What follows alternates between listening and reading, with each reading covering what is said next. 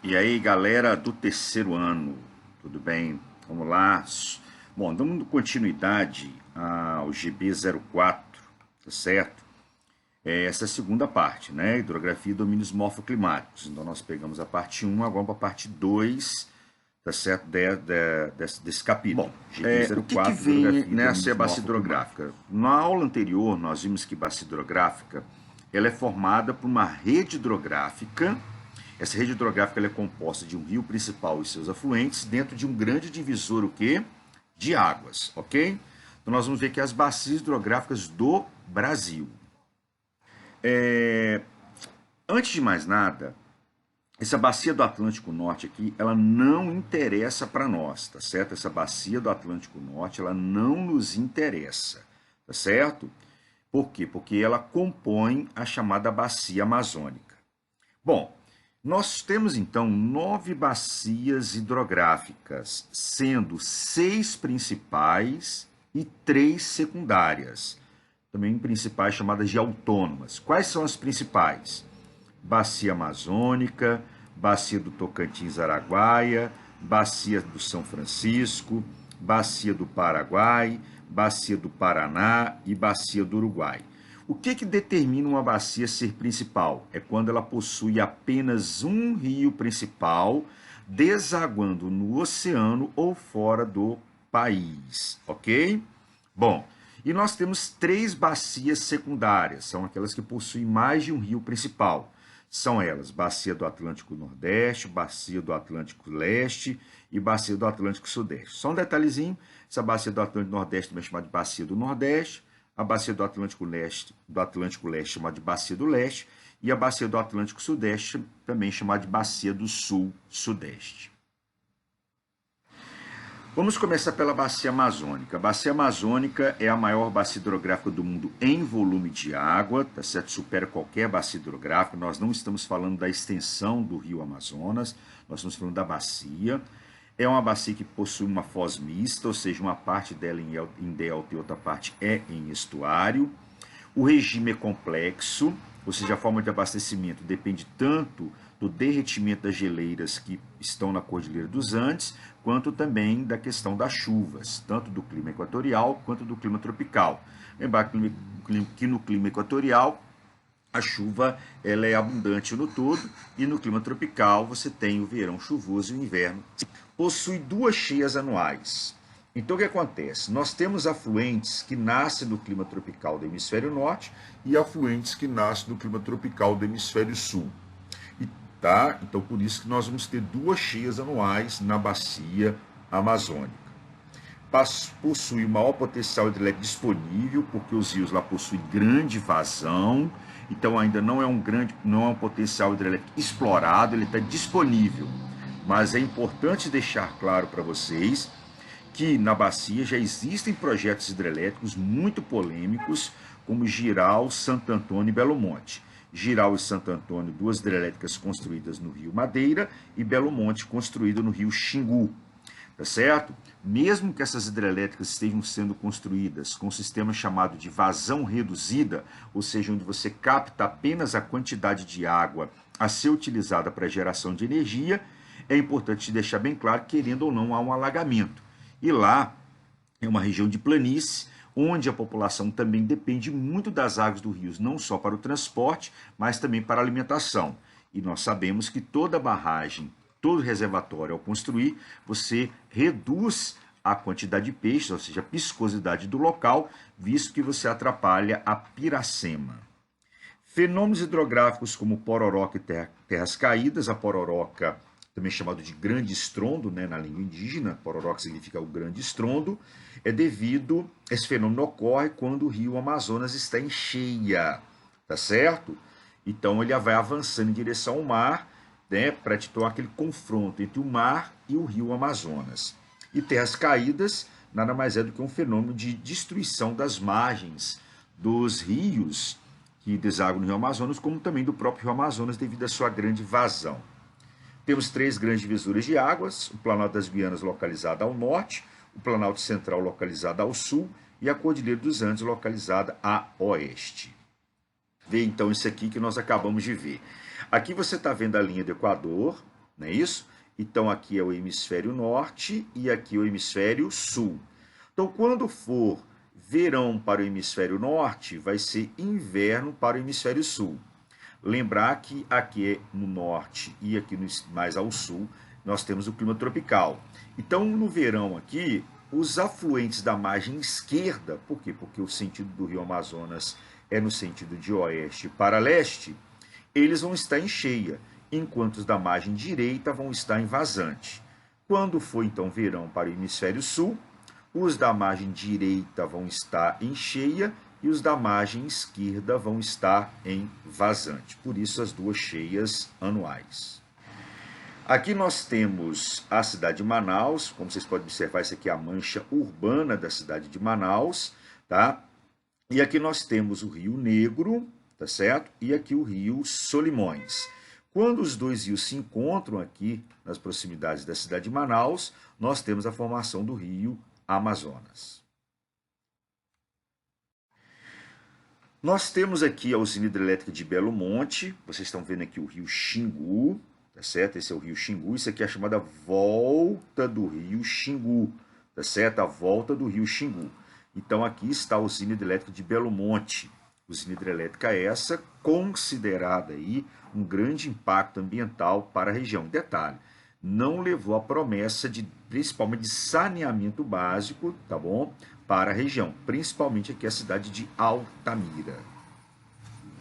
Nós temos aqui agora as usinas hidrelétricas de Jirau e Santo Antônio. Esse aqui é o rio Madeira, que é um afluente da margem direita do rio Amazonas. Aqui nós temos a mancha urbana da cidade de Porto Velho, capital de Rondônia. E nós temos aqui a usina hidrelétrica de Santo Antônio e a usina hidrelétrica de Jirau. Nessa imagem nós podemos observar, tá certo? Aqui o rio Amazonas, ele com seu deságue em parte em delta e a outra parte em estuário, tá certo? Em delta por causa dessas ilhas de aluvião, então deságue ramificado e depois um deságue livre, tá certo? Que é a foz do tipo estuário. Esse aqui é a ilha de Marajó, tá bom? E aqui nós temos o rio Tocantins, tá bom? O rio Tocantins não pertence à bacia amazônica. Nessa imagem nós estamos vendo aqui a Pororoca, tá certo? Um período de cheia, tá certo? Tanto do rio Amazonas quanto também de seus afluentes próximo à foz, tá? Inclusive utilizado aqui para as pessoas na prática do surf, tá beleza? Perigoso, né? Porque junto com essa água também vem jacarés, troncos, galhos, então ocorrem sempre alguns acidentes. E aqui nós temos o fenômeno das terras caídas, né? Observe que o fluxo de água é tão grande, mas tão grande, que a vegetação nas margens ela vai caindo. Bacia do Tocantins-Araguaia é a maior bacia totalmente brasileira, tá certo? Ela possui a maior ilha fluvial do mundo, que é a Ilha do Bananal. E na confluência, o que é a confluência? Encontro, né, dos rios Tocantins e Araguaia, nós temos o Bico do Papagaio, uma região que tem grande quantidade de conflitos fundiários. E nós temos a construção da hidrelétrica de Tucuruí. Essa hidrelétrica de Tucuruí é uma das obras do projeto Carajás, projeto militar da década de 1970, tá certo? Esse projeto Carajás, da década de 1970, ele foi implantado para explorar o minério da Serra dos Carajás. Quais são as obras? A usina hidrelétrica Tucuruí, o porto de Itaqui, construído em São Luís do Maranhão, e a estrada de ferro Carajás, que pertence à Vale.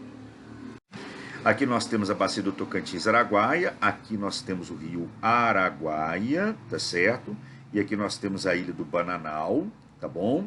Aqui nós temos o rio Tocantins. Essa região aqui que vocês estão vendo é o Bico do Papagaio, tá bom? Essa região é o Bico do Papagaio, né? Está na região entre os estados do Maranhão, Pará e Tocantins, região com grande conflito fundiário. E aqui nós temos a hidrelétrica de Tucuruí. Aqui, pessoal, assim está a Serra dos Carajás, tá bom? Pessoal, existe aqui a implementação da hidrovia do Araguaia, mas para essa hidrovia ter sido implantada foram construídas eclusas, né, para poder tornar o rio totalmente navegável. A bacia do São Francisco, ela composta pelo Rio São Francisco, e o Rio São Francisco ele tem várias denominações. Primeiro chamado de Rio da Unidade Nacional. Por quê? Porque passa por 5 estados. Nasce no estado de Minas Gerais, adentra o estado da Bahia, que depois vai fazer fronteira com o estado do Pernambuco, e depois faz divisa dos estados do Sergipe com o estado do Alagoas. Também chama de Rio dos Currais, por causa da pecuária que é desenvolvida nas margens, né, do Rio São Francisco. Inclusive a população que vive dessa pecuária foi chamada de civilização do couro, o que nós podemos observar pela vestimenta do sertanejo, né, do cavaleiro sertanejo, aquela roupa toda de couro, a sua indumentária de couro, né, para poder se proteger dos espinhos da caatinga. Nós temos, né, serve como também para fabricação, o couro serve para fabricação de equipamento de montaria, também como utensílios domésticos, tá bom? O Rio São Francisco também chama de Nilo brasileiro, em referência ao Rio Nilo, porque o Rio Nilo nasce numa área úmida e corta uma área seca, que é o deserto do Saara. No nosso caso aqui, ele nasce, o Rio São Francisco nasce na Serra da Canastra, no sul de Minas, e corta o sertão nordestino, que é uma área de clima semiárido. Possui vários projetos hidrelétricos, com destaque para a usina hidrelétrica de Sobradinho, que virou inclusive música, né? Composta por Sá e Guarabira, tá bem? Onde ele destaca lá a destruição de algumas cidades após a construção do lago de Sobradinho, tá bom? Também tem um complexo hidrelétrico de Paulo Afonso, na Bahia, também tem a hidrelétrica de Três Marias, em Minas Gerais. Projeto polêmico, né, da transposição de suas águas, né? A grande pergunta que se faz, será que essas águas irão atender mesmo a quem necessita, ou é mais um daqueles projetos que abastece a famosa indústria da seca? Aqui nós temos a bacia do São Francisco, então o Rio São Francisco nasce aqui no sul de Minas, tá certo? Na região da Serra da Canastra, vai subindo aqui, tá legal, no sentido sul-norte. Aqui vocês estão vendo a cidade de Pirapora até Juazeiro ou Petrolina, porque o que divide as duas cidades é o Rio São Francisco, Juazeiro na Bahia, Petrolina em Pernambuco. Era um trecho navegável, só que essa navegabilidade hoje está comprometida devido ao assoreamento do Rio São Francisco, como também a redução da sua vazão. Aqui nós temos o Lago de Sobradinho e aqui nós temos o Complexo Hidrelétrico de Paulo Afonso, tá certo? Essa hidrelétrica, como eu disse para vocês, virou música, né, na voz de Sá e Guarabira, onde ele fala, né, o sertão vai virar mar, mar do coração, com medo que algum dia o mar também vire sertão.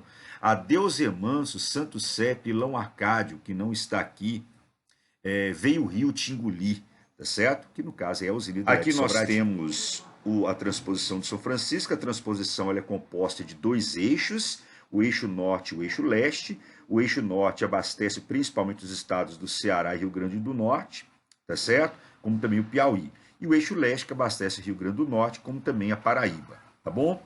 Também o estado do Pernambuco deve ser privilegiado com isso. A grande pergunta que se faz é o seguinte: haverá uma redução dessa água, dessa vazão em direção aos municípios localizados a jusante?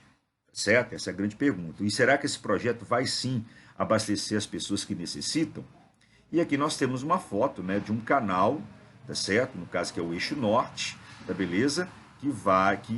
Que tira essa água, né, que transpõe essa água para abastecer os projetos agrícolas, principalmente de fruticultura no sertão nordestino.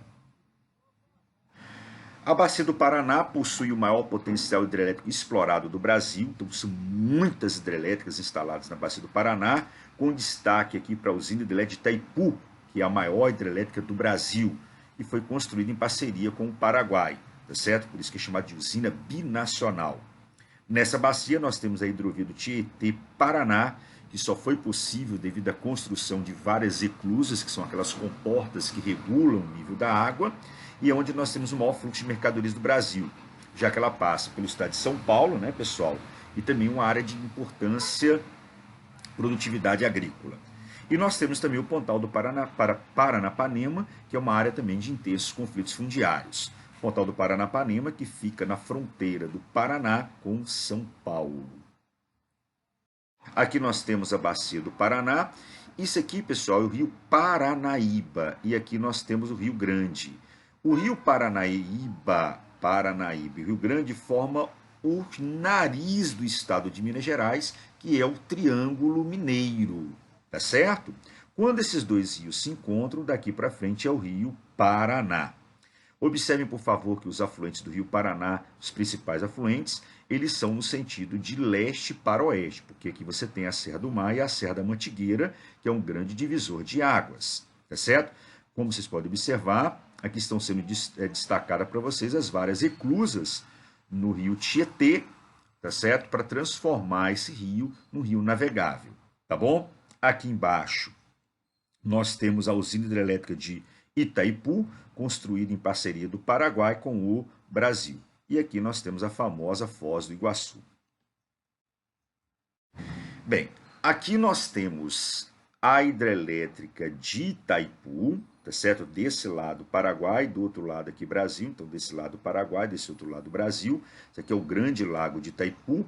Era a maior hidrelétrica do mundo em geração de energia, só que perdeu o posto para a usina de Três Gargantas, tá certo? Mas a Itaipu tem uma vantagem.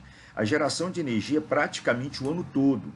Três Gargantas acabou se tornando um grande lago, porque lá eles dependem do derretimento das geleiras, visto que o rio Yangtze-Yang, ele nasce no oeste da China, nas montanhas localizadas ao oeste da China. Então, somente no verão aqui, praticamente você vai ter uma grande vazão. Por isso que o lago de Três Gargantas teve que ser um grande lago, para reservar água no longo período de estiagem. Aqui nós temos o rio Tietê, tá certo? Nós temos aqui uma hidrelétrica e aqui do lado, como vocês podem observar, uma eclusa. Então observe que as eclusas elas foram construídas principalmente ao lado das hidrelétricas. Então, como são várias hidrelétricas, nós temos várias eclusas. E aqui dá para nós observarmos uma embarcação chamada de chata, que vai adentrar aqui, tá certo? Depois vai regular o nível e aqui ela vai sair do outro lado.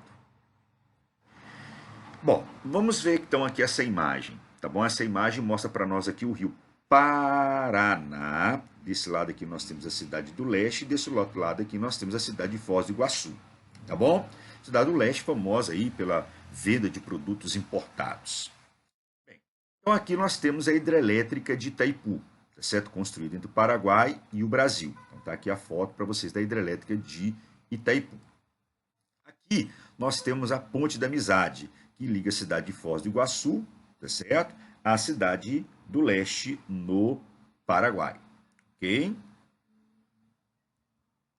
Nós temos aqui a Foz do Rio Iguaçu. A Foz do Rio Iguaçu. Tá legal? O Rio Iguaçu, então, ele tá vendo aqui, ó, olha só, Rio Iguaçu. Tá bom? Aqui está a Foz do Iguaçu. É a chamada Tríplice Fronteira. Desse lado, o Brasil. Do outro lado, né, a oeste, nós temos o Paraguai e mais ao sul aqui nós temos a Argentina. E aqui nós temos as famosas Cataratas do Iguaçu. Esse lado o Brasil, desse outro lado a Argentina. Então aqui são as Cataratas do Iguaçu. Então as cataratas são antes de chegar na Foz do Rio Iguaçu. Bacia do Paraguai é formada por um rio de planície, só que é um rio planície sazonal, depende, né, da chuva, do clima tropical para poder ter suas cheias. Então é um rio navegável por ser de planície, só que a navegabilidade fica comprometida no período de estiagem, que é o período do inverno. A hidrovia do Mercosul ela é apoiada pela Bolívia e Paraguai porque são os únicos países da América do Sul que não possuem litoral. Então seria uma via, tá certo, barata para poder escoar a produção desses dois países. O projeto é muito polêmico porque o rio Paraguai ele corta o Pantanal Mato Grossense. E para você transformar esse rio navegável o ano todo, você vai ter que construir várias barragens para que a vazão seja mantida. E lembrar que as espécies de plantas e animais do Pantanal, essas espécies de plantas, elas dependem, tá certo, dessa sazonalidade. Então você, ao construir essas barragens, você pode estar gerando ali um grande dano ambiental a esse bioma. O que destrói a bacia do Paraguai é o cerrado, a destruição do cerrado. Lembro que o cerrado hoje é uma fronteira agrícola no Brasil, né? Ele está sendo utilizado para o cultivo de grãos, como soja e milho, produção de algodão também, como também a criação de animais. E o que acontece? Há uma erosão no cerrado, essa erosão libera sedimentos que são transportados até a bacia do Paraguai, promovendo o assoreamento dos rios e do próprio rio Paraguai. Aqui nós temos a bacia do Paraguai, que está nesse círculo aqui, tá legal? Então aqui está o rio Paraguai, que sai do Brasil, adentra o Paraguai, inclusive divide ao meio a cidade de Assunção, que é a capital do Paraguai. Quando o rio Paraguai encontra-se com o rio Paraná, aí daqui para frente é somente rio Paraná. Então esse aqui é o local de confluência dos dois rios, ok? Aqui nós temos a hidrovia do Mercosul, pode observar, olha só, a planície, né, do Paraguai. Então aqui é muito utilizado para navegabilidade. Essa aqui é a hidrovia do Mercosul, que foi muito incentivada pela Bolívia, pelo Paraguai, como também pelo próprio estado do Mato Grosso, né, para poder escoar a produção de grãos. Como eu disse para vocês, a destruição do Cerrado brasileiro está promovendo um forte processo de erosão que vai assoreando, né, o rio Paraguai, como também seus afluentes. Aqui nós temos o rio Taquari, que é um afluente do rio Paraguai, que sofre com esse assoreamento. Então você vê que a constante as embarcações, né, elas ficam encalhadas, né, elas ficam encalhadas nos bolsões de areia. Bacia do Uruguai, o rio Uruguai é formado pela confluência dos rios Canoas e Pelotas e forma aqui o que nós chamamos, né, a Bacia Platina. Por quê? Olha só, aqui está o rio Uruguai, né? Então o rio Canoas, o rio Pelotas, aqui o rio Uruguai, tá certo? Olha só, o rio Uruguai, então vamos começar pelo rio Paraguai. Aqui está o rio Paraguai, que vai encontrar aqui com o rio Paraná. Então aqui é o rio Paraná. Quando o rio Uruguai encontra-se aqui com o rio Paraná, nós temos o rio da Prata.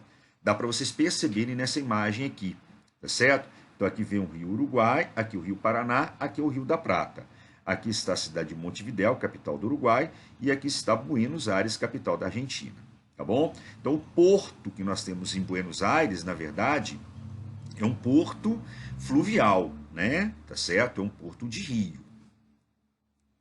A bacia do Nordeste, nós temos o predomínio de rios intermitentes, nós temos vários açudes aqui, tá certo? Porque é uma região de clima semiárido, então esses açudes para poder reservar água para os períodos de longa estiagem.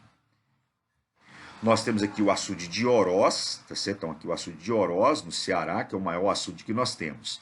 E aqui nós temos um rio intermitente, tá certo? Na região da Caatinga, lá do sertão nordestino. Então, que período de chuva ele voltou a ter uma vazão, mas no período de estiagem ela acaba ficando o quê? Seco. Isso é um rio intermitente. A Bacia do Leste, que é onde nós estamos, né, aqui no sudeste do Brasil principalmente, tem um relevo em mares de morros, então é muito acidentado, então tem um grande potencial hidrelétrico, o que faz com que tenha a construção de usinas hidrelétricas e PCHs. E ocorre um intenso processo de assoreamento devido à erosão que ocorre na região devido à atividade agrícola, ocupação de forma irregular. Nós temos várias catástrofes ambientais, como o rompimento de barragens, como da empresa Cataguá de Papel, em 2003, a mineração Rio Pombo, em 2007, a barragem do Fundão da mineradora Samarco, em 2015. Destaque aqui para duas bacias, do Paraíba do Sul e do Rio Doce, tá certo? A bacia do Paraíba do Sul, ela corta uma região, porque passa por São Paulo e vai até o Rio de Janeiro, uma área de grande adensamento populacional. Então, há um grande consumo de água, como também a contaminação dessa água. Então, aqui nós temos a bacia do Paraíba do Sul, a bacia do Rio Doce, tá certo? Aqui também tem a bacia do Rio Jequitinhonha, mas destaquei para vocês essas duas bacias aqui. Como eu disse, a região tem construção de usinas hidrelétricas, como aqui no Rio Doce, por exemplo, tá certo? Entre os estados de Minas Gerais e Espírito Santo. Em Minas Gerais, aqui, na cidade de Aimorés, nós temos a usina hidrelétrica de Aimorés, e já no Espírito Santo nós temos a usina hidrelétrica de Mascarenhas. Essas hidrelétricas ficaram comprometidas quando houve o rompimento da barragem de Fundão. Aqui nós temos uma PCH Ervália, tá certo? Então, no Rio, tá certo? No Rio Ervália também. E aqui, pessoal, essa aqui é a foto dessa hidrelétrica que vocês estão vendo aqui, PCH, né? Uma pequena central hidrelétrica. Observe que o lago formado ele é bem menor, né? Então, o nível de impacto ele é menor. Aqui nós temos o vazamento quando houve o rompimento da barragem da empresa Cataguá de Papel, em 2013, liberando essa lixívia que atingiu o rio Pomba, que é um afluente do rio Paraíba do Sul. E aqui nós temos a cidade de Miraí, quando houve o rompimento aqui, olha, nesse trecho, tá certo? Da barragem da mineração Rio Pomba, em 2007, liberando uma grande quantidade de sedimento da mineração de alumínio. E aqui nós temos o acidente do rompimento da barragem de Fundão, tá certo? Barragem mais ao fundo aqui, tá certo? Atingindo várias barragens e atingindo aqui primeiramente o distrito de Bento Rodrigues. E observe que o sedimento, houve que o rompimento da barragem atingiu o Rio Doce, que foi até aqui Regência, que é a foz do Rio Doce, né, que é o distrito de Regência, que pertence ao município de Linhares. E observe a lama, né, avançando pelo Oceano Atlântico. A bacia do Sul-Sudeste, no alto curso nós temos uma grande declividade, no baixo curso nós temos um terreno plano, o que favorece grandes inundações. Então aqui nós temos, né, como por exemplo no Vale do Itajaí, tá certo? Grande concentração de enchentes, porque é uma região muito plana. Ok, pessoal? Beleza, então? Muito